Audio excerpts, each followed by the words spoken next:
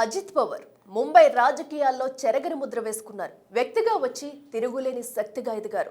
సుమారు 40 ఏళ్లకు పైగా సుదీర్ఘ కాలం పాటు రాజకీయాల్లో రాణిస్తూ అనేక పదవులను అధిరోహించారు. షుగర్ ఫ్యాక్టరీ బోర్డు సభ్యుడిగా ఎన్నికైన అజిత్ పవార్ అనేక పదవులను అధిరోహిస్తూ నేడు ఉప ముఖ్యమంత్రి స్థాయికి ఎదిగారు. ప్రస్తుతం మహారాష్ట్రకు 8వ డిప్యూటీ సీఎంగా బాధ్యతలు నిర్వహిస్తున్న అజిత్ పవార్ కు అనుకోని విధంగా మృత్యువు ఆవహించింది. రాజకీయంగా పార్టీని బలోపేతం చేయడం కోసం జిల్లా పరిషత్ ఎన్నికల్లో తమ అభ్యర్థుల గెలుపు కోసం ప్రచారానికి వెళ్తూ ఫ్లైట్ ప్రమాదంలో ప్రాణాలు కోల్పోయారు. ఇక అజిత్ పవార్ ప్రొఫైల్ విషయానికి వస్తే 1959 జూలై 22న డియోలాలి ప్రవారా ప్రాంతంలో జన్మించారు. ఆయన తండ్రి అనంతరావు పవార్ సీనియర్ రాజకీయ నాయకుడు.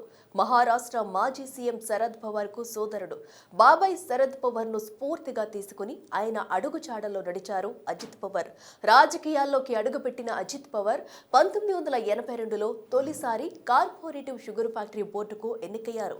ఆ తర్వాత 1991లో పూణే జిల్లా సెంట్రల్ కోఆపరేటివ్ బ్యాంక్ చైర్మన్ గా బాధ్యతలు స్వీకరించి సుమారు 16 ఏళ్ల పాటు కొనసాగారు. 1991లో తొలిసారి బారామతి లోక్సభ నియోజకవర్గం నుంచి ఎన్నికయ్యారు. అనంతరం బాబాయ్ శరద్ పవార్ కోసం ఆ సీటును త్యాగం చేసి రాష్ట్ర రాజకీయాల్లోకి వచ్చారు. 1991 ఉప ఎన్నికల్లో బారామతి అసెంబ్లీ స్థానం గెలుపొందారు. ఈ నియోజకవర్గం నుంచి 7 సార్లు మహారాష్ట్ర ఎమ్మెల్యేగా విజయం సాధించారు. అలా తిరుగులేని నాయకుడిగా తనను తాను నిరూపించుకుంటూ వచ్చారు. 1999లో శరద్ పవార్ కాంగ్రెస్ ను వీడి కొత్తగా ఎన్సీపీని స్థాపించడంతో బాబాయి పార్టీలో చేరారు.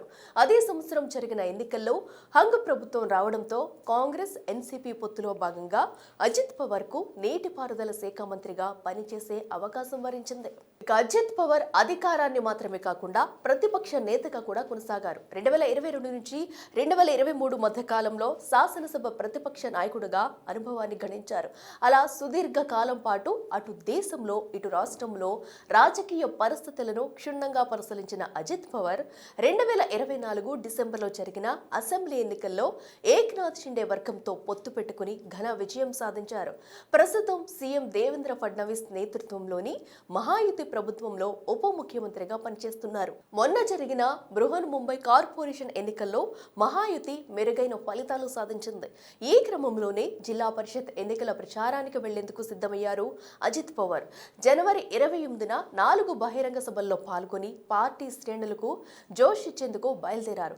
అయితే అనుకోని విధంగా మృత్యువాయును ఆవాహించింది. ముంబై నుంచి బారామతి వెళ్తుండగా ఉదయం 8:45 ప్రాంతంలో ఫ్లైట్ లో సాంకేతిక సమస్య తలెత్తింది. దీంతో పైలట్ ఎమర్జెన్సీ ల్యాండింగ్ తీసుకునే క్రమంలో చార్టర్డ్ ఫ్లైట్ ఒక్కసారిగా కుప్పకూలింది. దీంతో ఆ ఫ్లైట్ లో ప్రయాణిస్తున్న అజిత్ పవార్, ఆయన సిబ్బంది, పైలట్లు మృతి చెందారు. అజిత్ పవార్ మృతితో మహారాష్ట్రతో పాటు దేశవ్యాప్తంగా పార్టీలకు అతీతంగా నేతలు దిగ్భ్రాంతి వ్యక్తం చేస్తున్నారు. ఆయన మృతి పట్ల తీవ్ర విచారం వ్యక్తం చేశారు. అజిత్ పవార్ కుటుంబ సభ్యులకు ప్రగాఢ సానుభూతి తెలియజేశారు. 40 ఏళ్లకు పైగా రాజకీయాల్లో రాణిస్తూ 66 ఏళ్ల వయసులోనూ పార్టీలో ఉత్సాహంగా పనిచేసే నాయకుడిని కోల్పోవడంతో ఎన్సీపీ నేతల్లో నిరుత్సాహం నెలకొంది. ఏది ఏమైనా మకటం లేని నాయకుడి ఆత్మకు శాంతి చేకూరాలని కోరుకుందాం.